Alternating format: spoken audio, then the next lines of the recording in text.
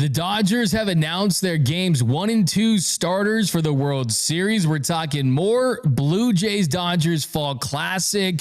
Also, Lakers opening night. The Dubs in the purple and gold. We got season predictions. We're talking Lake Show here. Coming up next on the LA Sports Report. LA is the sports capital of the world. The Lakers have entered their Luka Doncic era. LeBron doesn't just want a farewell tour, he wants a farewell title. The Rams are going to win the Super Bowl. Go, Kings, go! The Dodgers are the best run franchise in all of professional sports. Shohei Ohtani is the GOAT. Steve Ballmer will do anything to get the Clippers a championship. Mick Cronin has to win a national championship at UCLA. Justin Herbert is a top 5 quarterback in this league. College football is just better when USC is good. This whole city has the Mamba mentality. I love LA. Live from the heart of Los Angeles, this is the LA Sports Report with your host, Doug McKain. What is up, and welcome to the LA Sports Report. My name is Doug McKain. You can follow me on X and Instagram at Dmac_LA. Cover the Dodgers for Dodgers Nation. I covered the Lakers. I covered the Rams, Bleacher Report, 24/7 Sports, and all kinds of Lakers love on this show tonight. But it is World Series week, and we just announced just moments ago that the Game 1 starter is going to be Blake Snell, and the Game 2 starter is going to be Yoshinobu Yamamoto. Now, there is no surprise because the Dodgers have had an incredible run with their starting pitchers this postseason. Their 1.40 ERA through 10 games is the third lowest in MLB postseason history. And Blake Snell, his last start, he faced the minimum in 8 innings of work. He was fantastic. And you know the old adage, if it ain't broke, don't fix it. There was no reason to consider any other options here. There's a reason why you went with Blake Snell in free agency and gave him $182 million. That was pitch in big games. And he's missed a lot of the season this year. He was dealing with the shoulder injury. He tried to force his way through that throughout parts of the beginning of the year. But the benefit that the Dodgers have is you have a Blake Snell that has so much left in the tank, that is hungry. He's probably staring at that binder as we speak, studying hitters, studying tendencies, and that's just a really awesome plan to start things off with Snell and Yoshinobu Yamamoto. That's going to be one of the big keys to this series is, will the Dodgers starting pitching continue to dominate? I mean, if they do, we could see a sweep. We could see a short series. And I think for the Dodgers this year compared to last year, you just look at the situation that they're in. And they do have more aces than a deck of cards. This truly is one of the best rotations we've ever seen in the postseason. And to just give you an idea of how dominant they've been, but also how essential they've been, this Dodgers offense, they haven't been too explosive throughout this run, right? You haven't seen these double-digit run games. Shohei Ohtani was able to have the 3 home run game in the clincher against the Brewers, but there's been a lot of tight games, a lot of 2-run games where they've only outscored their opponent by 1 run. You look at the Dodgers game log throughout this postseason, and they have had to rely on this starting staff more than they ever have. I mean, you had the big games early against the Reds. Game 1, they won 10-5. Ohtani had the bombs. And then against the Reds, 8-4. Then you win 5-3, 4-3. Then you lose 8-2. Then against the Phillies in game 4, 2-1. Brewers in game 1, 2-1. Then 5-1, 3-1, and 5-1. So you're averaging just under 5 runs per game, but it's not like this offense has been dominant, but their starting pitching absolutely has, and they've given you length. So far this year, in the Dodgers' 92 innings, the starters have pitched 69.9% of the time. Last year, the Dodgers starters, they covered 42.2% of the innings. Just to give you idea, throughout of all Major League Baseball this postseason, right now starters are pitching less than half of their team's innings. Right now starters are at 45.1% for the other 11 playoff teams this year. So starters, 45.1% for the rest of the teams in baseball. For the Dodgers, 69.9%. But just to take it a little deeper, if you look at pitchers for the Dodgers, that includes Roki Sasaki and Clayton Kershaw and Emmet Sheehan, guys like that who are used to being starting pitchers, well, then 86.2% of the innings in the 2025 postseason have been thrown by pitchers who were mostly starters during the regular season. And like I said, a 1.40 ERA in 64 1/3 innings through the 2025 postseason. It's the third lowest ERA by a team starting pitchers through their first 10 games in a single postseason, behind just the 1981 Dodgers, who posted a 1.26 ERA, and the 73 Mets, a 1.38. So we are talking about an all-time generational run by the Dodgers starting pitchers, and to have Blake Snell and to have Yoshinobu Yamamoto continue that streak and that stretch of dominance in the World Series, it would be incredible for a Dodgers team that, quite frankly, needs it. Because let's be honest, I had people tell me, hey, Dmac, they're not called the bullpen, they're the blowpen. They're awful. They're a dumpster fire. They're bad. They're going to be the reason why the Dodgers don't win the World Series. Well, guess what? Here we are, and the Dodgers have played 10 games. They've lost just one. They're 9-1 throughout the postseason. So that's definitely a great start for the Dodgers to have this pitching advantage. And you look at what they're going to be thrown at against them. And we talked about it today early on Dodgers Dugout Live. But the biggest advantage the Dodgers have this series, and the reason why I think it's going to be a shorter series, I think it's going to end in 5 games.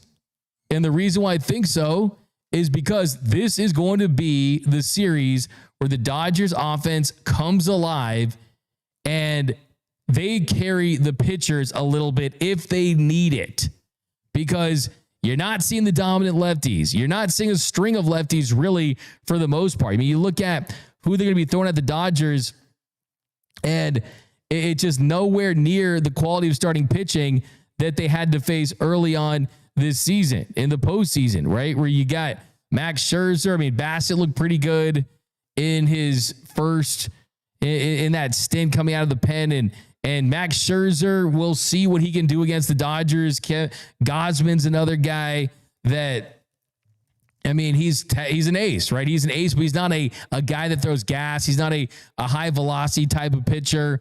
The big kind of wild card for them is, I mean, I have to say, Trey Savage. I mean, he's someone that he's started in, you didn't really ever expect to see him at this stage, but they're going to need a lot from him. So, yeah, we'll talk some more Dodgers, throw out some other things. What are your guys' thoughts on the Drake Kendrick Lamar thing? Because we got our producer Rob here. Because, I mean, Drake, first thing when I saw Drake last night, he, of course, like he always does, because his team is getting into the postseason, into the World Series, all of a sudden he's the biggest Blue Jays fan in the world, right? And Drake is saying they're going to the show and they're going to face the Dodgers, and this is a continuation of the Kendrick versus Drake beef from last year. And then Drake posting that picture of him with Amari Bailey's mom from Dodger Stadium from a few years ago.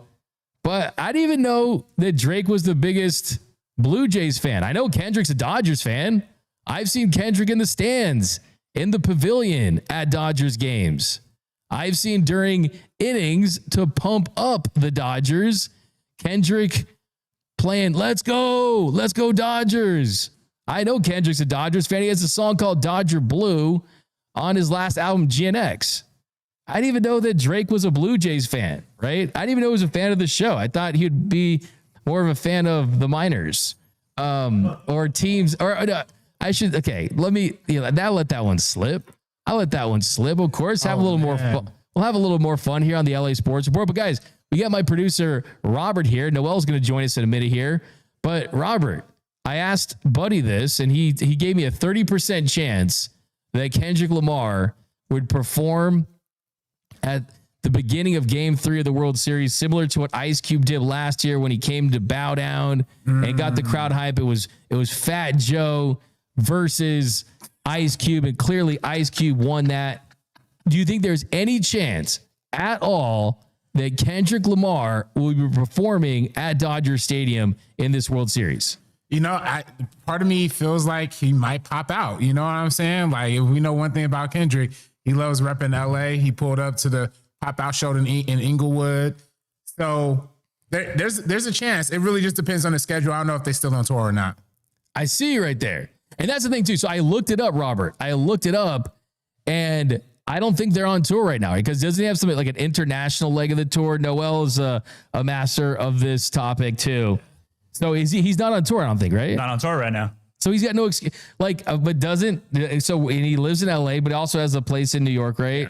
But obviously there's this thing called planes that I'm sure he has access to. Yeah. And I'm curious if this is what I think is kind of going down, because I know they've seen the social media request for this. Yeah. Right. And if you're Major League Baseball, like the Super Bowl famously does not give the artist money to perform, because they say you perform at this, you're going to get this big platform and your stream number is going to go up. I mean, it's just a big deal to the Super Bowl. But this one, there's clearly going to be some type of fee. And my whole question is this: if you're Major League Baseball, I think there's an opportunity here to say, look, we had this original budget, and it was probably for like DJ Quick. You know what I'm saying? Pharrell. That's right. But here's the Pharrell thing's different though. The Pharrell thing doesn't make sense to me, because last year what made it fun is it was like the Yankees had their dude in Fat Joe. Mm-hmm. What was his song? Did he do All the Way Up? Right. And then Freddie hit one all the way up and all the way out at Yankee Stadium and even at Dodger Stadium. And and then that was kind of thing. I think it's kind of cool. A tradition they're almost starting in the World Series. Like, dude, let's have that local artist versus this local artist, or even though they're international big, it's like, I feel like Kendrick would do it. I feel like Drake won't. I would pay, if I was MLB, I would pay whatever I needed to pay to make this happen. And I'll tell you, because it's like, we've been talking about baseball, MLB, it's rising over the years. You see, as much as I love the NBA is hurting right now. The NBA is going back to this would be an NBA thing. Yes, it would. This would be what they call a moment, right? Yes, this is an opportunity for a moment. Huge moment. And you're getting the younger crowd already to watch more baseball. And Drake likes the younger crowd. All right. Man. All right. Well, we'll censor that on the Dodgers Nation audience, but it's going to LA Sports. Okay. But I'm saying that the MLB needs to do whatever they can to make this happen. I think both teams should be pulling any personal strings they have. I would have the players. I would have Laddie personally reaching out to Drake. That's a great idea. Come flick up. It's going to be good for you. And I think it would be good for Drake too. I know everybody's saying if he gets bodied, it's going to look bad. I think if he does this, he performs well. He's going to have his album coming out really soon. I think it'd be part of a cool little comeback tour for him. Kendrick's going to kill it no matter what at Dodger Stadium. I want to see it happen. And my whole thing too is I feel like Drake, if he agreed to it, he would want it on his terms. Yeah. Right. And he would probably say, all right, I'll do it, but you can't do not like us. Right. They got to do disses. I mean, they're going up against each other, city versus city. I feel like there got to be some disses in it. And I think if Drake said yes, I think Kendrick would do it. But I think if Kendrick said yes, I think Drake would not do it. I think Drake would just trying to avoid the battle at all costs at this point. Yeah. And Drake did use Joe Carter as his album cover for Back to Back. So that's another thing too, because if you're the Dodgers, it'd be cool if Kendrick just flipped the script and did the back-to-back hook with his own verse and a new Drake diss track. I don't know. Crazy. But the reason why I just don't think this happens, and I hope I'm wrong, is if Drake and Kendrick were in some good spot, this is kind of like a joint effort thing. You know what I mean? There's some real legitimate beef here. If you look at these allegations, it would be cool though. I just hope Kendrick's at one of the games, even if I'll settle for him being at one of the games.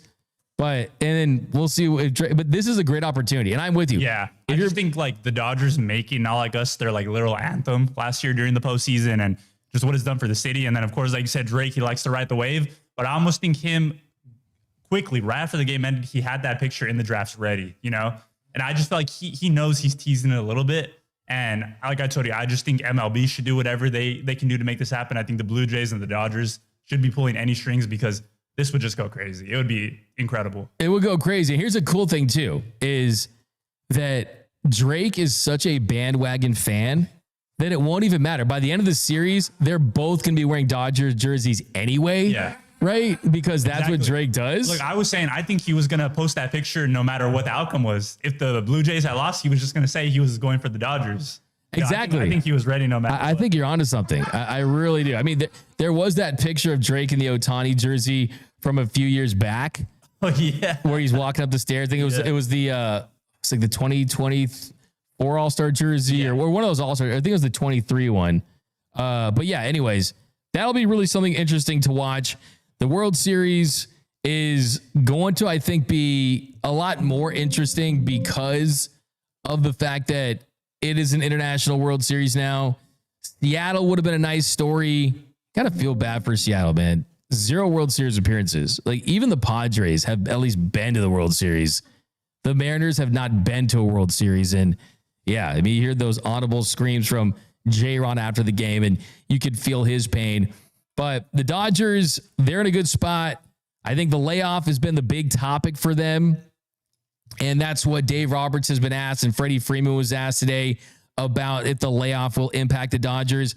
I personally don't think it will, just because this is a team that last year proved that even with the layoff, they still were able to score runs in game 1 against the Padres, and they were still able to go on and win the World Series. I think that the layoff only helps them just because you had to play 2 extra games that they didn't want to play anyway because they didn't finish with one of the top 2 seeds. So they had to play those 2 extra games against the Cincinnati Reds, and the rest of the teams that they are playing did not. The Dodgers are the last team in the postseason that had to play in that wild card round.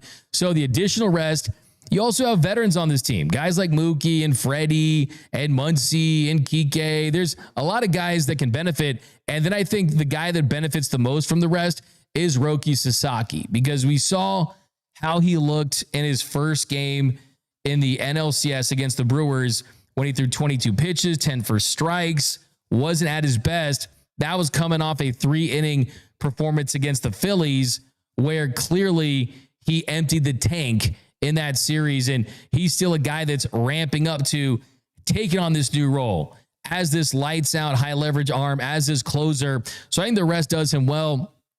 And if you are the Blue Jays, that bullpen has been taxed heavily.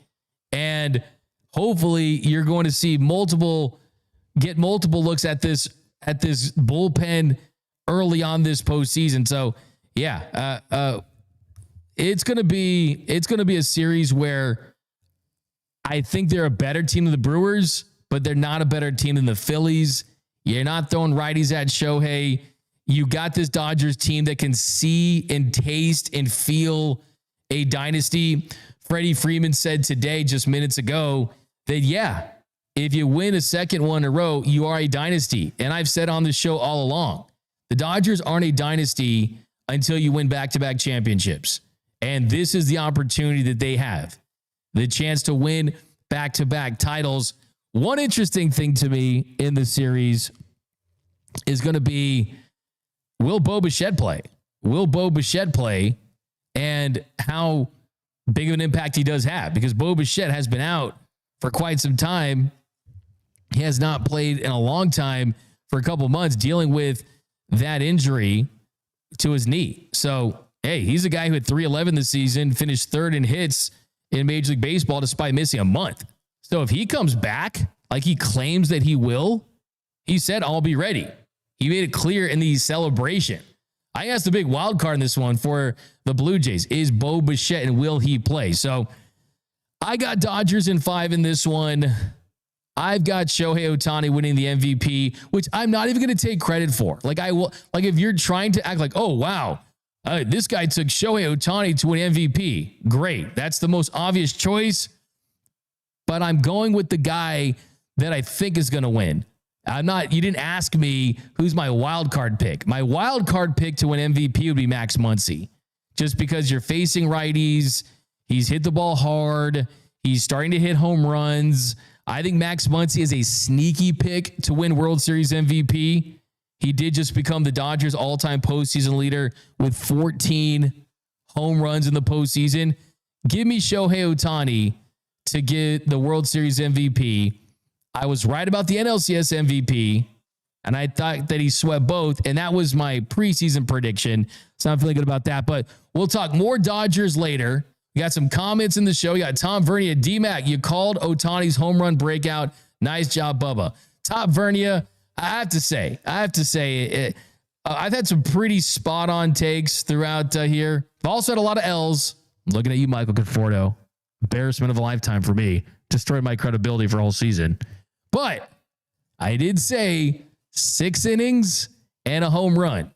But what I didn't say was 6 innings and 3 home runs. Okay.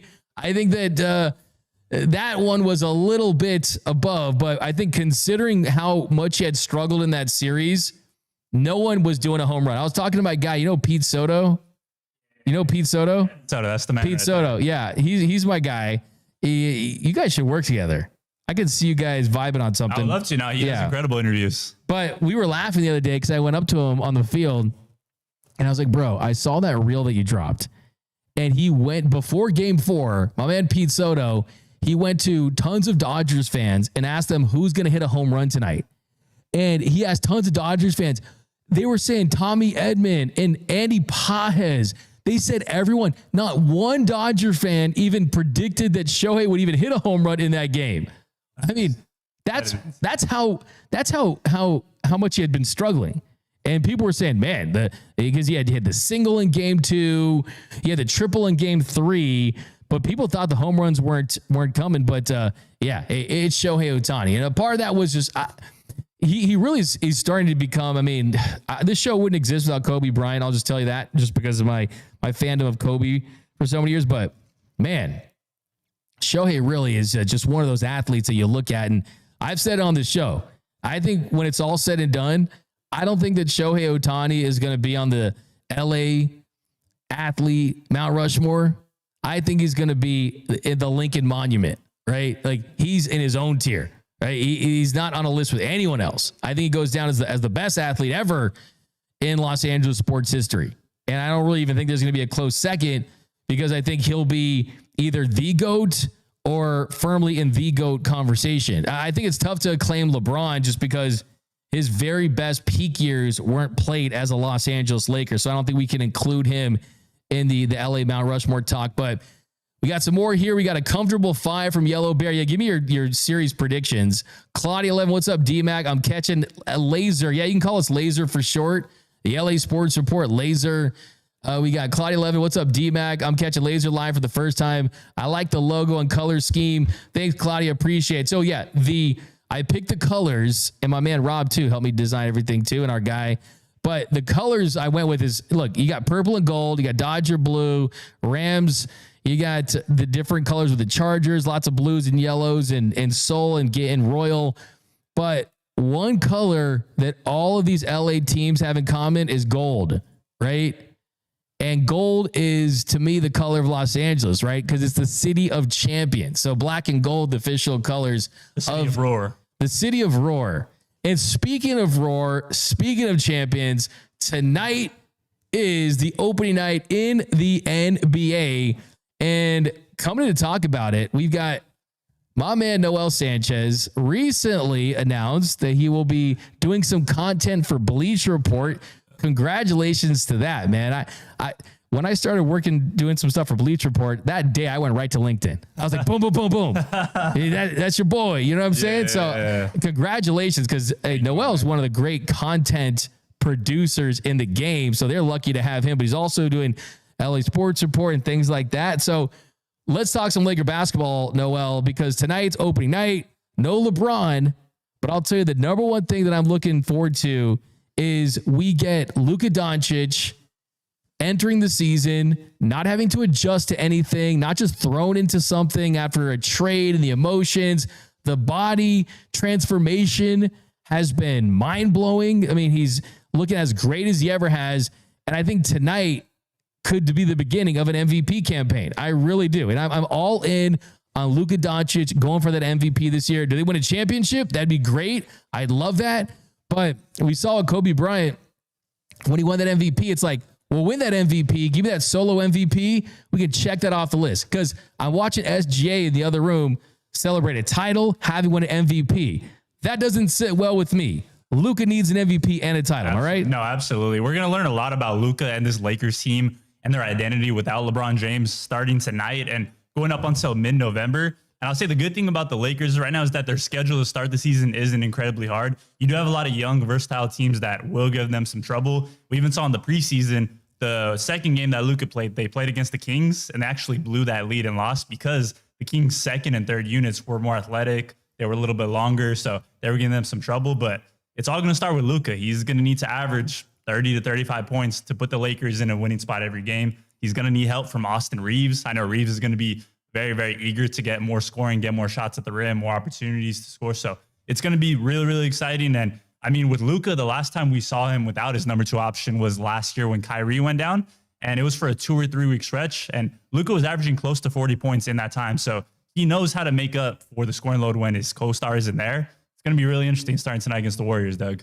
Absolutely. I think you hit it right on the nail right there, is that like you have a really good opportunity without LeBron to get out to a good start because it does not this gauntlet of a schedule. And that's what we want from Lakers teams. It's like, if you're JJ Redick, if you're Luka Doncic, if you're this team, getting off to a good start, I think means more for a Lakers team than some other teams because of the pressure cooker that is Los Angeles. You don't want to start to answer those questions and you're talking trades and you're talking all the crazy stuff we see on social media. And you don't want it to scare off dudes like a DeAndre Ayton, right? Or a Laravia and things like that. I think you could like talk yourself into like, if things go well for the Lakers and if things don't go well. I think the reason, if you look at the over-under for the season projections, it's at 47.5. Last year, he went 53, right? And if you're at 53, I feel like the media, for whatever reason, always underestimates the Lakers for some reason now. I think that's an easy over. I mean, look at the reasons for the under. I would say health, right? Yeah. LeBron, Vando, Smart, Ayton can get banged up. Age, LeBron. But on the other side of the direction, I mean, some of the youngsters might be a year or two away too, right? Like the Connects of the world. Contracts, though, everyone's playing for one. In a bad way, it's like, okay, we're not going through the team concepts and you just want to get your own numbers. You also lose DFS. And then coaching, too. I think that overall, JJ Redick has...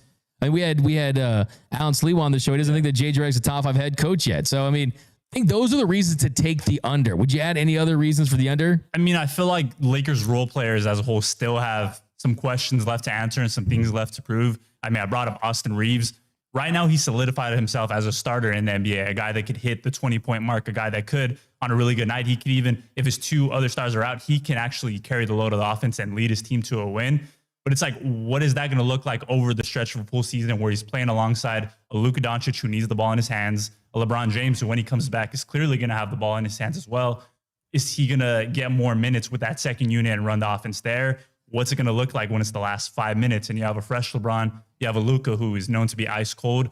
What else is Reeves going to do, to bring the game to him and to be able to contribute in other ways? Then you have Rui Hachimura. He didn't get an extension done with the Lakers. So, I mean, he might be up at the trade block when it's gone. And then you have Jared Vanderbilt. The concerns with the corner shooting is still there. You have new guys. You have Marcus Smart coming in, who's a couple years away removed from a defensive player of the year. But, of course, he was injury riddled in Washington. It didn't look too good in Memphis. So I think it's still just a lot of question marks around the roster. Whereas you look at a team like OKC, a team like Minnesota, even a team like the Clippers, I feel like these other rosters, particularly in the West, their guys have proven more than what majority of the Lakers role players have proven. And DeAndre Ayton, you bring him up, Doug. I mean, he's the starting center for the Lakers. He wanted to go somewhere where he was the primary option. It didn't work out with Portland. And now he's kind of back to accepting a similar role he had with the Phoenix Suns. So I think there's a lot of question marks still surrounding this roster and particularly a lot of their rotation guys. I agree. I think that it's going to be a lot of fun questions that they're going to have to answer. I think for Austin Reeves, I mean, when LeBron is out, like he goes nuts. Yeah. And it's a great role for him. I mean, he was already a secondary ball handler before Luka Doncic came around. So he has a lot of experience of being that guy. Yeah. I think for him, some of that postseason, some of those playoff woes, he's kind of wanted to shake that off a little bit. He's playing for a contract himself. He wants to be a Laker for life. I mean, you hear people have mixed opinions whether they think, oh, this is a guy you 100% want to move forward with you for your franchise. Some people saying if there's a game-changing move that's a better fit with LeBron, Luka, maybe you cash in on him. But what do you think his ceiling is for this team this year? I mean, I think it's fringe all-star to me, but he's the key to their success. Yeah, like he just had these like games where you almost look at him, you're like, if this dude does this every game, it's like he'd be one of the best guards in the Western Conference. And that's insane to think considering his story. But yeah, I just think a lot of it is going to come down to, is JJ going to put him in those minutes with the second unit to really let him cook? Because sometimes the fit was a little bit awkward last year. And of course, Luka and LeBron were just getting used to each other. That's already 2 stars. But for Reeves to come in, his highlights were when one of those 2 guys were missing games. And that's why I think it's going to be really interesting starting tonight against the Warriors. They're matched up against Curry, against Brandon. It's going to be wild to see. But I think his ceiling with the Lakers this season is probably right around where he was last year, around 20 points per game, 20, 21, 22. Those assist numbers could go up, like I said, if he's in there with the second unit, but he's still going to have to be that third option. And I think particularly when he plays with DeAndre Ayton, with Jackson Hayes, going to see how he is as an operator on the floor. Yeah, because for him, it's got to be a little complicated because if you looked at those numbers with him, LeBron, and Luka on the floor at the same time, they weren't as good as you wanted them to be. But then at the same token, you didn't have a lot of experience for them to be able to figure that out throughout the course of a full season. And if you're Reeves, you're like, well, would it be best for me to be a 6-man when everyone's healthy? Maybe. But is that the best for me long term as far as getting my numbers and just establish my role in this league, making an all-star team, sign a big extension? So you wonder if there'll be some frustration from that standpoint, or the Lakers see him excel in that role and they reward him because of it, right? I mean, the Austin Reeves angle is extremely fascinating to me. It really, truly is, because I think you know what you're going to get from Luka Doncic. I do feel, to me, he's my MVP pick. Just I think he's going to get the numbers. A great Laker player always is going to move the needle nationally, narrative-wise. I think the revenge on the Mavs thing, the skinny Luka thing, the revenge about Luka is a thing. But I think how well he meshes with Austin Reeves and how much success they can have together, because I've seen people out there saying, well, look at how Luka Doncic figured things out with Kyrie and Jalen Brunson. This is no disrespect to Austin Reeves. He's not Kyrie or Jalen Brunson, right? But it's going to be fascinating. It truly is. I think the other thing, too, to look at is they have a center. Like, they really upgraded the center position. They have a starting center. They finally have one now. And I've seen people out there saying, yeah, you got DeAndre Ayton. You're going to hate him by December. I mean, how high are you on DeAndre Ayton? I've always been a DeAndre Ayton guy ever since Phoenix, coming in. I think he was a big part of that team making that run. And unfortunately, with the head coach, with Bud, it just didn't work out. But I mean, Chris Paul, Devin Booker coming in and changing that culture together. I think when you had a big man like DeAndre who could post up, who could catch lobs, who could block shots, who could run the pick and roll with an amazing guard and give Booker space to cook, I think that's all really boiled down to. I wanted to see him stay with that team with Kevin Durant, because I think that was what they needed. After he left, they were looking for a center forever. They ended up getting Nurkic, and it just all went downhill after that. But just seeing him come into this team and already buy into the system, I know he didn't get a lot of reps with LeBron and Luka. So essentially, these first regular season games are going to be the adjusting period. I'm not expecting him to, put up 20 and 15 right off the bat, but he has the talent to do so, Doug. He's averaged right around 18 and 10 for his career. Those are numbers that a lot of other big men would like to have. Those are numbers that if you were building a Western Conference team, you would want your big to have similar traits that he has. And I like what I saw from him in the preseason as well. Yeah, and I think, too, it's like you look for all these things, too. Like, when your team pays money to have you gone, that's a motivating factor in and of itself. And then I just kind of like, he's weirder than I thought that he was, and I like that about him. Like, he's kind of out there. Like, I've heard him say things like, I don't settle for mediocre.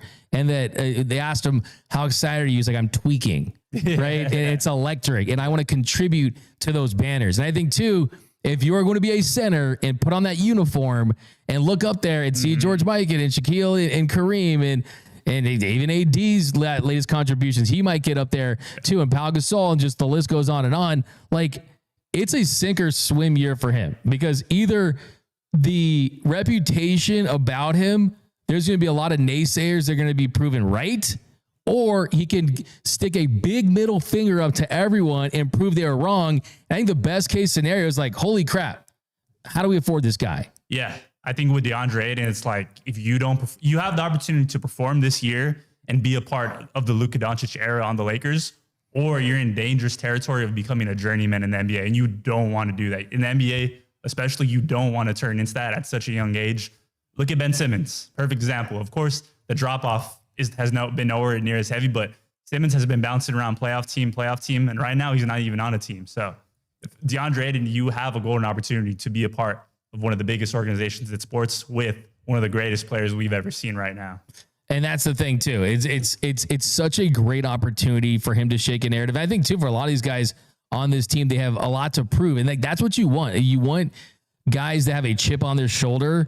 And there's really no one in this organization, including their head coach, that doesn't. The really the only guy who has nothing to prove is LeBron. Yeah. And LeBron always finds different ways to motivate himself too. So I think the reasons for the over, skinny Luka, revenge by Luka. Like, I really hope we see like one thing, I mean, of course, is the LA Sports Report, and we talk about other sports, Dodgers. Yeah. And one thing that I love when I talk about some of the players that we've gotten from other teams, like Freddie Freeman, for example, how old years in Atlanta, 12 years at MVP season. If you look at the numbers, his peak years are with the Dodgers, right? If you look at someone like a Mookie Betts, more rings with the Dodgers. Shohei Ohtani, all those years riding Anaheim, comes to LA, 50-50 season, the 3-homer game. We can laugh at them and be like, yo, bro, like our dude was better with us than he was with you. I have a deeper rooting interest for Luka because I want to see him peak with the Lakers, right? And it feels like mind and body, they're just like the vibes of this dude are like totally different now. It just feels like he's been like LA-ified or something. Yeah, like he's gone Hollywood. Like just seeing how hard it was for him, to just initially even play those first couple games. Of course, his body, naturally, he's a basketball player. He was getting right to work, but you could just tell like he was going through it mentally, having been betrayed by Nico Harrison like that. But I think a full summer here in LA, being in the sun, having his family out here, getting the best of the trainers, the best of the nutritionists, and then, of course, playing Eurobasket, going back home, being with some players that he's played with his entire life, it feels like he's ready to bring it all this season. Yeah, I mean, just live in LA, you lose like 5 pounds, right? I mean, it doesn't apply to me. I'm on the Luka. Or you gain 5 pounds depending on where you. That's true. There's a lot of good food. I'm on the late Mavs Luka diet. You know what I mean? I need to switch to the Lakers Luka diet for sure. Get off of the James Harden final in Houston diet. When James walked to Brooklyn. I'm curious to get your thoughts on this. How do you view the Clippers and the Lakers? Which roster do you like better? Because the Clippers made a lot of moves too. Of course, this is the LA Sports Report, and they have the oldest roster in the league right now, but they have a lot of proven veterans in that, and they have guys like Beal who are looking to prove something. So I'm curious to get your thoughts. They're just such a wild card. I mean, you never know what you're going to get with Bradley Beal for a dude making like 50 something, some crazy amount like that. Clearly was being discussed as one of the worst contracts in the history of sports, but the guy can still play. And when you get him like that, I think he provides value. But my whole thing is this: is if James Harden is your best player, you're not going to win a championship. Like, I just feel that way. I mean, this is no slight to the guy. It's really difficult to win championships in the NBA. It's like we're talking about the upper crust. And could the Clippers be a fun team that makes some noise and they're like an annoying team to a team like the Nuggets or the Rockets or the Lakers or the Oklahoma City Thunder? I think yes. But, I mean, Chris Paul at this stage of his career, I mean, what do you get from a Kawhi Leonard? I mean, the depth of the roster is really intriguing, though. I will say the depth of the roster that's been something that they've tried to build their franchise about, is to try to get, like, how do we get guys 6, 7, 8 to be contributors? I do believe in Ty Lue. I really do. I would like them a lot more if they still had Norman Powell, right? I just think that they're a team that it's almost like it's almost like you're a team where you just don't feel like you have enough guys at the peak of their primes, because it's really rare to win a title. I mean, like, maybe you could say, like, even that Mavs team that won with Jason Kidd and Dirk Nowitzki. I mean, that was kind of towards like the end of Dirk's prime. Yeah. Right. But it's rare to see a team win a title with guys that are kind of in the twilights of their prime. Yeah. And this is a younger league skewing right now. So I think the Clippers are going to be fun. No slide to them. but I just don't see them as a legitimate NBA title contender. I mean, they're a team that their peak is a 4 or 5 seed right now to me. Yeah, and I've talked to like a couple of my friends that cover the NBA, and they're all really high on the Clippers. Some of them even have the Clippers over the Lakers at the moment, like because you mentioned because of the roster depth and because of all the questions surrounding the Lakers. But yeah, my thing is just like you have Luka, you have LeBron. So who's James. your X factor for the Clippers then? Bradley Beal? For the Clippers, Beal, but also John Collins. Yeah. I think John Collins really brings them a forward that they've been needing for a while, someone that could catch lobs, someone that could play multiple positions. Wake Forest dude, right? Wake Forest dude. So that would be my X factor.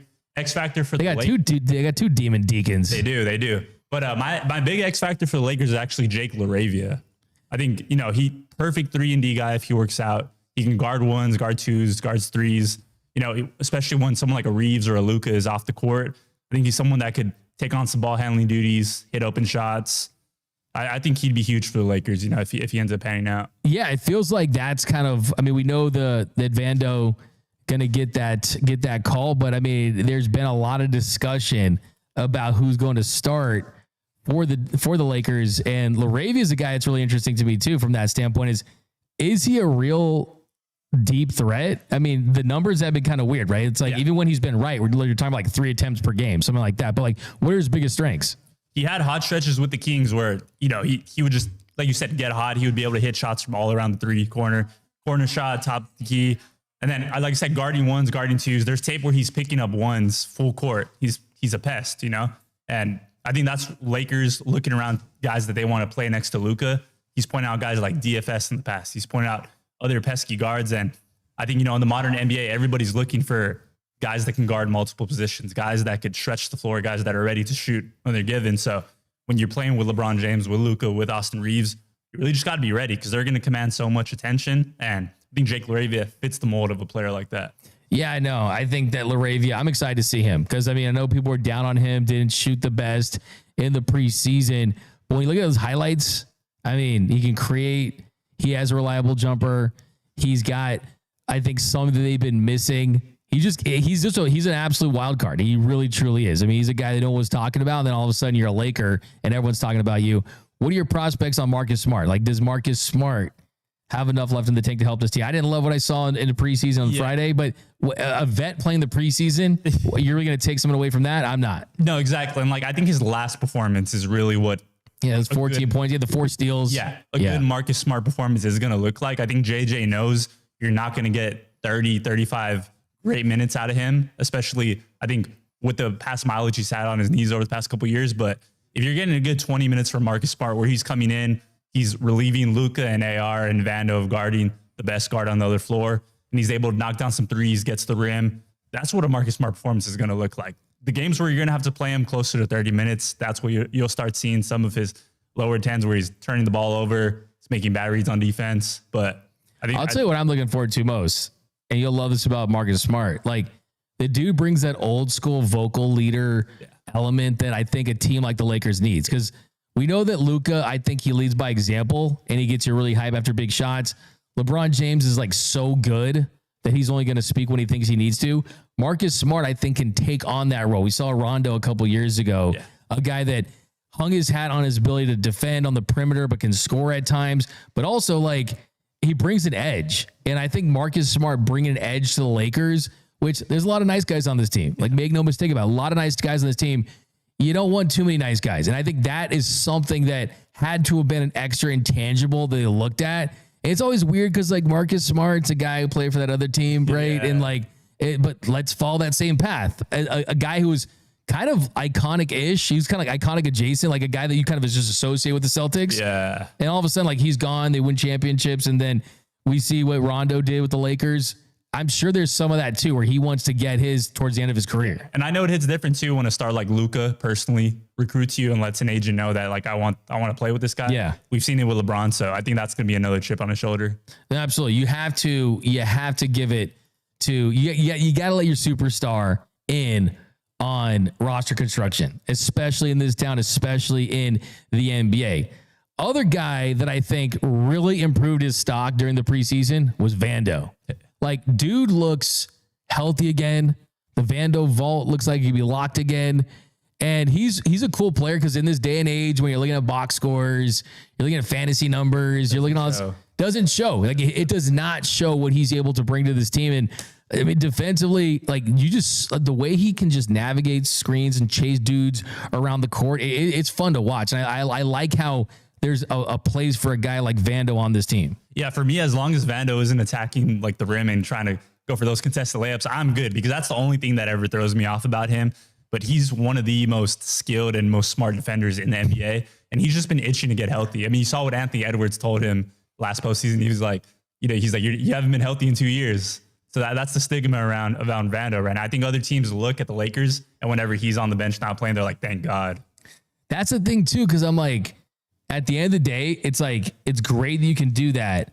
But it's like the only thing that's changed with his 3-point shot is he's willing to take more of them. Yeah. It doesn't mean that more of them are going in. And his ability to kind of finish around the rim is big, but that's why if you can put a lineup together where it's LeBron, Ayton, Reeves, Luka, and they're all scoring, and this guy can kind of clean things up on defense, Exactly. and kind of do those things that, I mean, we used to see Artest and Ariza and guys like that used to be able to do. It's like there's a premium for that in this league for 100%. sure. Well, he will have a role, as like you said, as long as the rest of the Lakers offense is doing what they need to do. You know, if you're relying on Vando to get to the rim and score on bigs, that's not a recipe for success. But if the stars are doing their thing and he's playing his role, that's going to be good. So do you think that JJ Redick's a top 5 head coach? That's a good question, man. I will say after one season, I can name him a top 5 head coach. I think there's coaches that have been around for a while that have found success with their respective teams. And I think it would be a disservice to them if we're already putting JJ, but the potential is there. I think he did better than what he was given credit for, especially coming into that situation, taking over what Darvin Ham left. But yeah, I wouldn't say a top 5 just yet. Yeah, you got to earn the right. I mean, you got Carlisle, you got Spoelstra, but I think the thing is, it's like you got Carlisle, Spoelstra, you got guys like that, but it's like Steve Kerr certainly deserves. But I mean, I don't think there's. I mean, outside of that top. I mean, do you like OKC's? Oh yeah, big time. He's a genius. Yeah, I mean, yeah, you got OKC's, and then you got Celtics head coach. You got Joe Mazzulla. Yeah, Joe Mazzulla is crazy to me, bro. He watched that movie The Town every week, which is kind of nuts. Yeah, I just think what also just sticks out to me about I'm trying to think of my top 5. Udoka is in my. I like Ime for sure. Yeah, I like kind of like how he gets down. You know what I'm saying? Like, you know what I mean? No, that's why players like him because he's ready. He's a player himself. You know what I'm saying? Yeah. Wow. There you go. Don't hate the player, hate the game. Right. There you go. Yeah. No, but here's the thing. The truth is, this whole debate about if JJ Redick is a top 5 head coach, it's irrelevant because the truth is he knows that. I think Ty Lue's in the conversation too, but that he understands that if he doesn't win a championship in LA, he's a failure anyway, just because that's the nature of the business. Like if you are if you're a head coach for the Lakers, unless your name's Rui Tomjanovich, right? I mean, unless you're a select few, Del Harris comes to mind. I mean, the history of this franchise, Byron Scott. There's just not a lot there. Mike Brown. Right. That's just the nature. You have to win a championship in this town to be considered yourself a certified top Laker head coach. Does have the charisma for it, has the presence for it. I'll be honest. I'll take the L when I said that JJ Redick, when he signed, he was going to get courtside seats for 2 years. He's impressed me for sure, but yeah, give him a lot of credit. All right. Lakers. Are you expecting a top 4 seed for them in the West? Man, I think they have the tools to make it happen. And I'm going to say that everything will come together and they'll be a top 4 seed. It's not going to be easy because of how talented the West is. And because, I think especially with Houston losing Fred, it gives teams like a Minnesota, Clippers, even the Grizzlies, even more motive to try to push for a higher seed. But I think the Lakers could get it done. It's just, there's a lot of talent in the West. So stacked. A lot of talent in the West. You thought last year was bad. The East and the West, like talent balance, it got even worse this year. Yeah, look at the power rankings. They're consistently 10, which I think is already a marked improvement to where you were last season. And at least it feels like there's a ceiling there. Whereas I felt like I couldn't see a world where AD and LeBron won another title, but I can see Luka Doncic leading this organization to another title in the next couple of years. Absolutely. But we'll do a lot of Lakers talk. Go check his stuff out on Bleacher Report. Wherever you get your Noise by Noel, follow him at Noise by Noel. Of course, our Dodgers listeners, they already know this guy. He's a Dodgers legend, Dodgers content creation king over here. So you already follow him, but if a Laker fan, if you don't, definitely make sure you start the season with your Noise by Noel and follow his content all year. LA Sports Report and Bleacher Report. You'll find his stuff over there. But guys, that is going to do it for this episode of the LA Sports Report. And yeah, join us all season long, guys. We're talking Lakers, Clippers, Dodgers, Chargers, Rams, USC, UCLA taking on Indiana. Number 2, Indiana. Can UCLA shock the world again? We'll talk about that. We'll talk about USC tomorrow, Rams, Chargers, tons of guests. If you're an LA sports fan, this is the show for you. Also, we're giving away this bobblehead. All you got to do is comment LASR down below with a chance to win. Who knows? Maybe we'll give away this Kobe bobblehead. If you want to be eligible for our giveaway, subscribe to the channel. It is going to be all the latest news, rumors, interviews, all LA things sports related you're going to find here at the LA Sports Report. For my producer, Rob, who is Rob. Yeah, Rob, why don't you just go crazy and throw me your NBA MVP prediction right now? Matt, MVP prediction? Yeah, who you got? I got LaMelo Ball. Why not? LaMelo Ball for that's why not? That's Noel's heart player. I could die happy if that happens. That would be a dream come true. Funny, you'll appreciate this, Doug. The other day, LaMelo did an interview with the Hornets social media, and he mentioned one of his first memories, and it was watching the finals. I think it was LeBron versus the Spurs in 2007. And then a Hornets fan in the comments was like, this is the first time I've ever heard LaMelo say the word finals. That's hilarious. That's a money. Yeah, he owns it, man. He leans to that character, dude. Yeah. Like he totally does. And hey, man, I'm with LeVar. Like he'd be the perfect Clipper. Like he'd be the perfect Clipper. Yeah. Go let that dude run the Clippers like it's an LA Fitness run. You know what I mean? Yeah. And my whole thing about the Clippers, it'd be great to win a championship, but if you're entertaining, Lob City was entertaining. That was fun, yeah. It was fun. You guys are probably too young to remember the Q Rich, Darius Miles era. Oh, the Lamar Odom. Yeah, with LO, dude, the Clippers were fun. Yeah. They really were. But it's Lakers were yeah, man, cool. When the Lakers aren't on, we'll watch you, but we know you're not going to win a title. Yeah. But hey, Steve Ballmer is willing to do anything to get the Clippers a championship. Go Kings, go. Go Kings, go. All right, Rob. Okay, Lakers championship. Okay, where do Lakers get? Do they get to the Western Conference Finals? Do they get to the finals? Do they win the finals? I mean, it is a pre-season show, so you got to shoot your shot right now. Do the Lakers win Banner 18 in 2025-2026? I don't know about Banner 18. I do think we get to the Western Conference Finals this year. Okay. I do think we go up against the OKC Thunders, and it's going to be tricky against them, against Shea and them. I just think that this year is going to evolve, and I think if they show they're good enough, that they could be aggressive and try to improve this roster. And I wouldn't put it past them to take advantage of a final year of LeBron's prime and the peak of Luka's MVP season.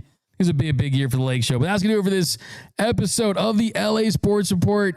Subscribe to Laser. Hit the subscribe button. Hit the notification bell. Hit the like button for your Los Angeles sports teams. And you can follow me on X and Instagram at Dmac_LA. Enjoy opening night for the Lake Show. And we'll be back tomorrow to talk more Dodger baseball. And until next time, I'm out.